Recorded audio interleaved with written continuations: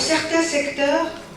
le lien avec les changements climatiques est nettement identifiable et identifié. Le secteur des déchets en est un exemple édifiant. Paradoxalement, cet écosystème est peu visible dans les inventaires des émissions de gaz à effet de serre. Or, chaque jour, l'activité humaine produit 10 millions de tonnes de déchets hors agriculture et construction, ce qui équivaut à une production mondiale d'environnement 4 milliards de tonnes par an, selon les estimations de la Banque mondiale.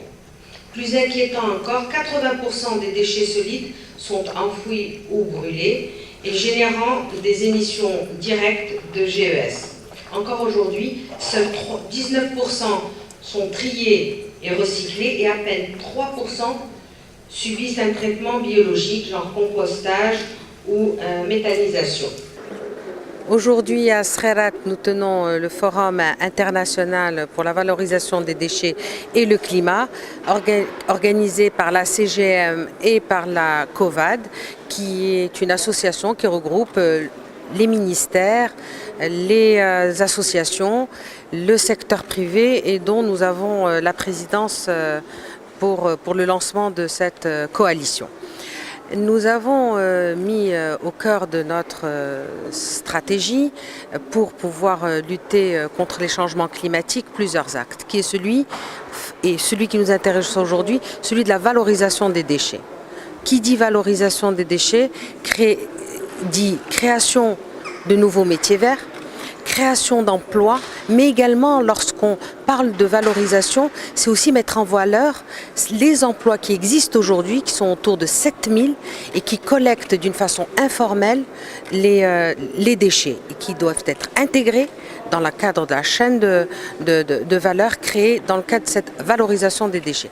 Qui dit valorisation de déchets dit également estimer que les déchets sont des intrants en étant des produits ou des sous-produits et qui participent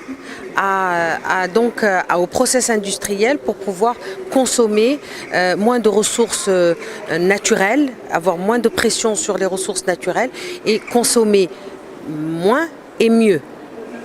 Ce qui est important également pour le secteur privé, c'est de se dire que la compétitivité doit rester au cœur de la démarche, une démarche vertueuse, une démarche inclusive, une démarche innovante, mais également cette démarche doit accompagner et s'inscrire toujours dans la compétitivité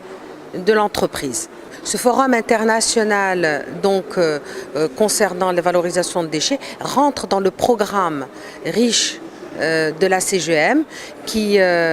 participe donc à la COP22 parce qu'il va en ressortir des recommandations et ces recommandations vont alimenter les recommandations faites par le secteur privé dans le cadre de sa participation à la COP22.